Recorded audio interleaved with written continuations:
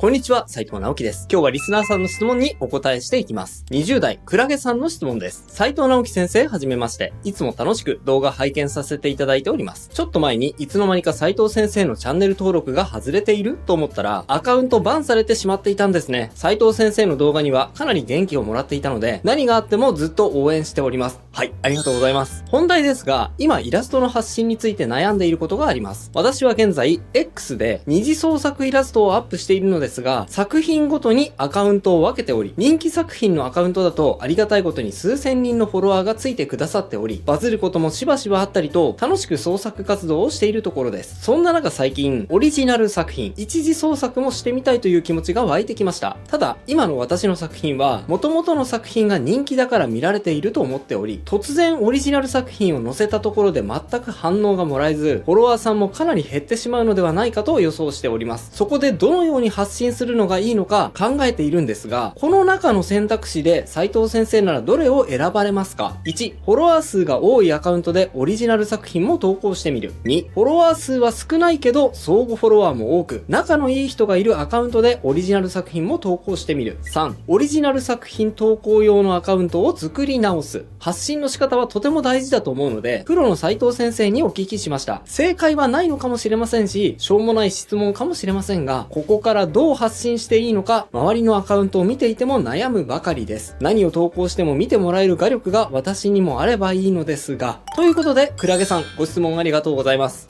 そうですね。あくまで僕だったらということで、結論も先に言っちゃいます。僕なら、クラゲというアカウントをもう一個作って、それまでのアカウントはもうすべて休止して、新しく作った一個のアカウントのみで活動を続けます。ただこの新しく作ったアカウントは、オリジナル作品投稿用という限定的なアカウントではなくて、オリジナル作品も二次創作作品もすべてこのアカウントで投稿するためのクリエイタークラゲとして活動するためのアカウントですね。なので、クラゲさんが最初に提示してくれた3つの選択肢からはちょっと外れます。なぜクラゲさんが提示してくれた選択肢から外れるのかというと、まず最初に提示してくれた2つの選択肢。今まで二次創作をやっていたアカウントにオリジナルを投稿していくっていう選択肢ですが、これはね、これでありだと思います。ただ僕が気になったのは、現時点で二次創作ごとにジャンルを細かく分けて投稿しちゃっているっていうことです。例えば、呪術廻戦の二次創作はこのアカウント、推しの子の二次創作はこのアカウントっていう感じですよね。二次創作全般をね、1個のアカウントでやっていた場合には、僕はそのアカウントでオリジナル作品も投稿し続けると思うんですが、クラゲさんのね、分け方の場合には、暗にですね、このアカウントではこのジャンルしか投稿しませんという意味合いが必要以上に強くなってしまっている気がするので、その約束をね、ある意味違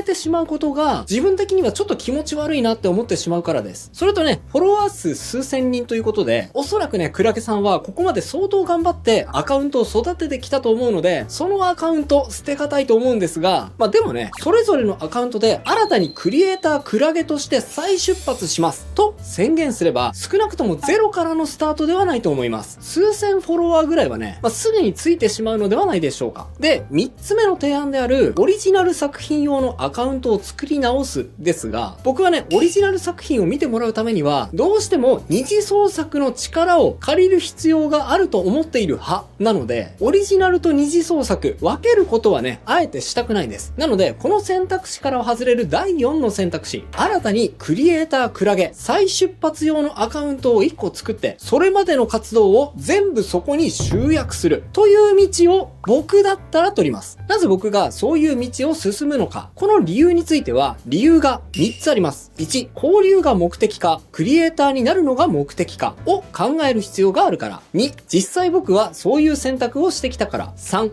嫌われる勇気を持つことが必要だからです。順番に解説していきますね。交流が目的か、クリエイターになるのが目的か。交流が目的ならアカウントを分けるべき。まず最初にお話ししたいのが、そもそもオリジナルと二次創作のアカウントをなぜ分ける必要があるのかということです。これについて僕の考えでは、仲間同士の交流が目的であれば、それぞれのアカウントを分けるべき。クリエイターになりたいのであれば、アカウントは統一すべきだと思っています。その理由をまずはお話しします。クラゲさんがね、今までそうしていたように、二次創作ごとに分けてイラストを発表していたとすると、急にそこから離れてね、オリジナル作品を発表した場合、反応が全然もらえなくなったり、場合によっては心ない言葉をこれまで仲間だと思っていた人から浴びせかけられる、そういう可能性もあると思います。なぜかというと、フォロワーさんはクラゲさんをこの二次創作しか書かない人だと認識してしまっている可能性が高いからですね。なので急にジャンル外の絵を投稿し始めたクラゲさんを見て、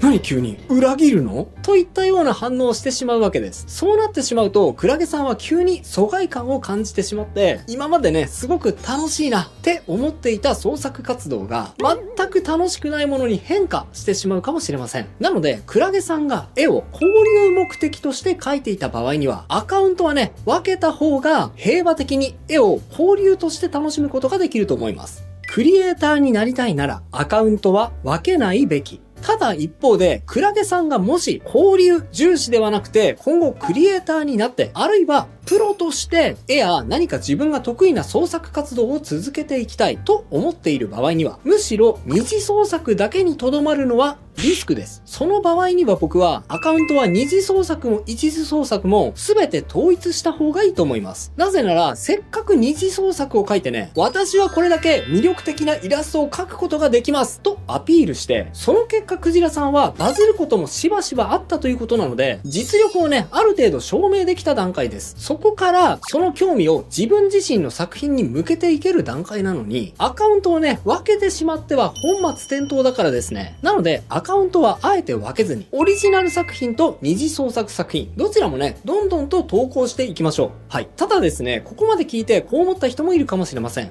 じゃあなんで多くの人がアカウントをオリジナル作品と二次創作作品、分けるか分けないかで悩んでいるの？って。はい。それはね、なぜかというと、あることを整理できていないからです。あることというのは何かというと、それは自分が将来クリエイターになりたいのか、それとも絵を使って周囲とコミュニケーションがしたいだけなのか、どちらに自分が進んでいきたいのか明確になっていないからですね。なのでまずはアカウントを切り分けるか否かの前にですね、その部分をよく自分自身と相談してはっきりさせる必要があると思います。いやいや、そんな未来のことなんてわかんないよっていう人は、現時点でのことだけを考えてもいいです。はい。自分自身の心に問いかけてみてください。現時点で自分は絵を通じて周囲との交流が目的ですか？それともクリエイターになりたいから絵を描いていますか？クジラさんはどちらですか？皆さんはどちらでしょう？まあ将来はうまくいったらもしかしたらクリエイターになれるかもしれないけど、でもまあ今はただただ周囲とのコミュニケーションが楽しいからやってるかなっていう人は、その場合は少なくとも今は交流に特化した状態ですから、むしろアカウントをジャンルごとに切り分けて活動するのがおすすめですね。ただもし現時点で、いや俺はプロになるんだ、今の時点でそこまで見据えて活動している、プロになって絶対人気者になるんだっていう人は、アカウントは分けないで統一して活動しましょう。そうしないと、この人はこのジャンルだけを描いている作品のファンの人という枠組みからいつまでも出ることができず、小さくまとまってしまう可能性が高いからです。ちなみにね、僕の場合も後者、クリエイターの道を選んだ側です。僕はね、小学校の時から一応プロになるっていうことだけは決めていました。子供の時にね、正確にどういう仕事をするのか、どういう可能性があるのかっていうのはあまり分かってはいませんでしたが、とにかくプロになるっていうことだけは決めてしまっていたんです。小学校の時のね、二者面談で、直樹、お前は何になりたいんだって先生に聞かれた時、俺はトップクリエイターになるって答えて、先生にね、困惑されたのを覚えています。今考えるとね、トップクリエイターって何の？漫画の？ゲームの？具体的に何作るのよって突っ込みどころはありますが、とにもかくにもね、プロになるっていうことだけは確定済みだったんです。僕の中では。それがね、小学校の時点でももう決まっていたので、時が過ぎて SNS が発達した後も、その根本的な考え方は変わりませんでした。アカウントは分けるべきか分けないべきか、そんな選択肢すらね、僕には浮かんできませんでしたね。アカウントを実際に分けている人を見た時も、その時の僕からしたらすごく不思議な行動に移りました。いや、プロなら分けるメリット一つもないでしょって思ってました。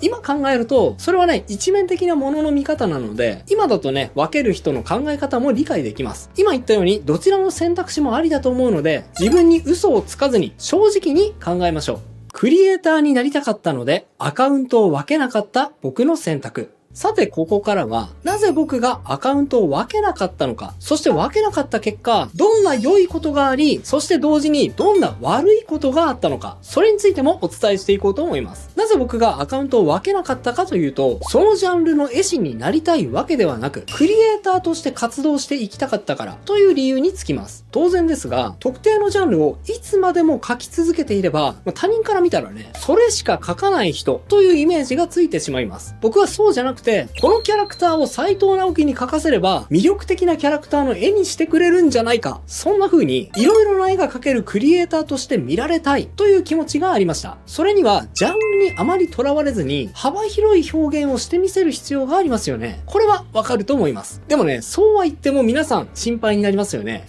それって自分の絵を見てもらうために、見方によっては二次創作を利用したみたいな感じに見えちゃって、そのジャンルから離れる時にファンから色々言われるんじゃないのって。はい。それはですね、もうご想像の通りです。僕の場合にはですね、ポケモンの二次創作イラストを半年ぐらい描き続けた後、同時にカンコレのイラストも描き始めました。その後もね、いろいろな人気ジャンルの絵を描いていったので、この稲子絵師、どうせ人気取りのためにやってるんでしょみたいなことをその都度言われたような気がします。はい。ちょっとね、誤解を受けるかもしれませんが、この際、はっきりさせておきましょう。はい。その通りです。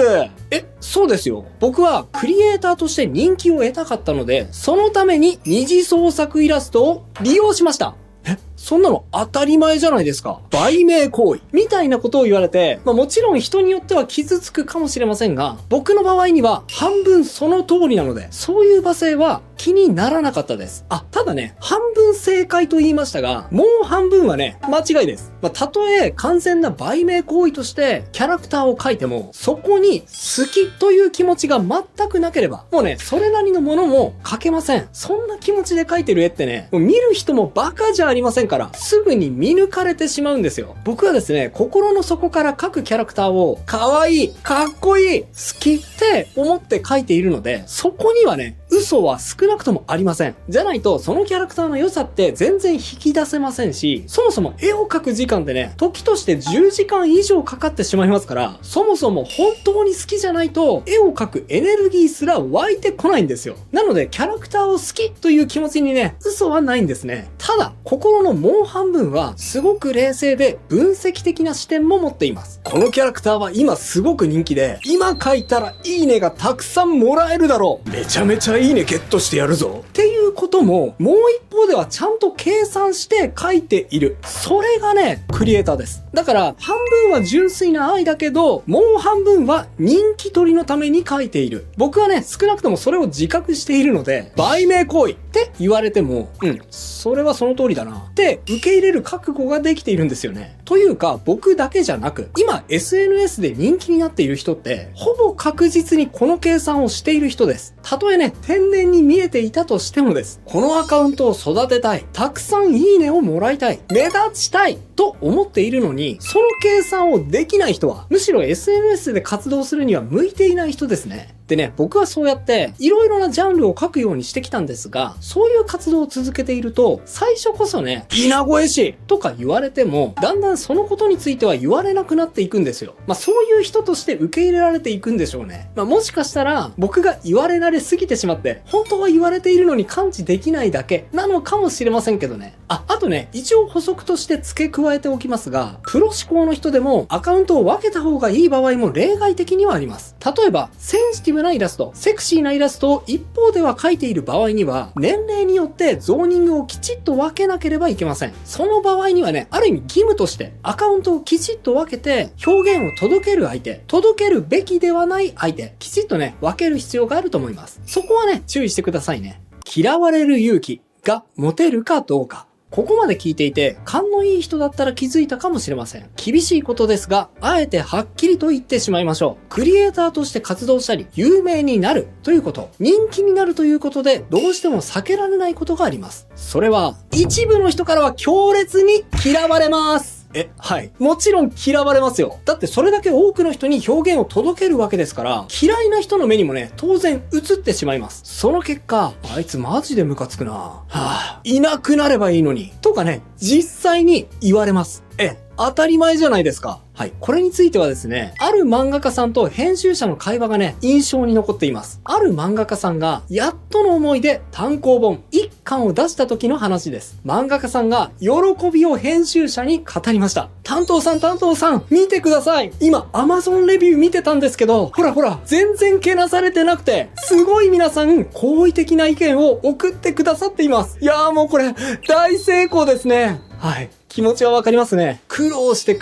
出した初めての本ですから、浮かれちゃいますよね。でもね、そんな満面な笑みで喜ぶ漫画家さんに、担当編集は真顔で答えたそうです。いえ、それはむしろ大失敗です。いいですか？人気漫画というのは、絶対にけなされます。どんな良い漫画であれ、人気漫画というのは批判的な意見が出て当然なんです。それだけ多くの目にさらされるということなんです。だから批判は絶対に回避できないんです。先生の漫画に批判的な意見がないということは、それは先生の漫画がそれだけ面白かったというわけではありません。単純にそこまで至れていないということです。つまり、まだまだ人気じゃないってことですね。それを聞いてですね、漫画家さんはハッとしたそうです。そしてさらに人気になれるよう決意を固めたということでした。そうなんです。人気者になるということは、イコール嫌われることを覚悟しなければいけないということなんです。たとえ嫌われたとしても何かを伝えたいという思いや、それでも何か俺という爪痕を現代に残したいという、ある種傲慢な自己顕示欲が必要なんですね。もしかしたらね、今の話を聞いて、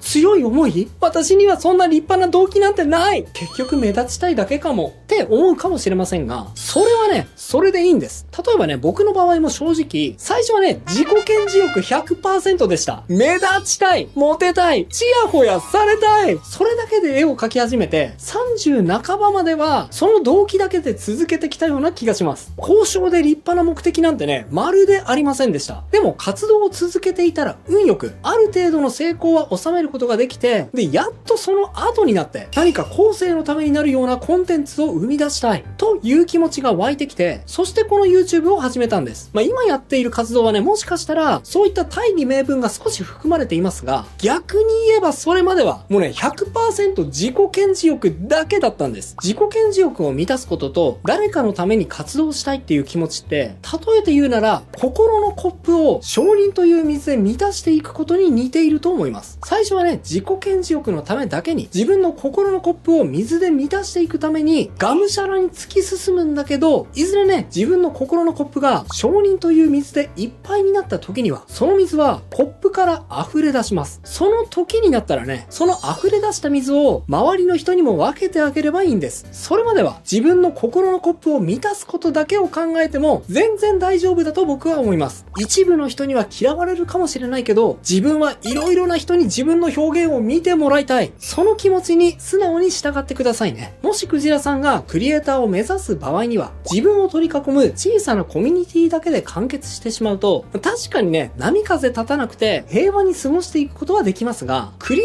イターとして生きていこうとするなら、その輪をできるだけ大きく広げていく努力が必要です。その過程でね、小さなコミュニティの仲間たちからは、そんなのあなたじゃない！元のあなたに戻って！と言われることもあるかもしれませんが、その誘いにね、耳を貸してしまうと、いつまで経っても小さなコミュニティからは抜け出せずに、一生をその狭い枠組みの中だけで終えてしまうことになりかねません。もちろんね、外に出ていくことは怖いです。クラゲさんが心配しているように、外に出てみたら自分の力が全然足りずに、誰にも相手にされなかったり、嫌なことを言われることだってあるかもしれません。というか絶対に言われるでしょう。でも、それはクリエイターなら誰しもが通る道です。ご自分の心に改めて問いかけてみてください。クラゲさんは周囲のコミュニティで仲良くするためのコミュニケーションツールとして絵を活用していますか？それともたくさんの人に自分の表現を届けるために、クリエイターになるために絵を描いていますか？僕はね、どちらでも素敵なことだと思います。ここからはクラゲさんの選択の問題です。どんな自分になりたいのか、今一度じっくりと考えてみてください。そうすればおのずとご自分が行くべき道が見えてくるはずだと思います。諦めないで応援しています。以上が今日僕が伝えたかったことです。いかがだったでしょうか？今回は SNS のことについてお伝えしました。その過程で二次創作についても触れましたよね。人気絵師になるためには二次創作を書く必要がある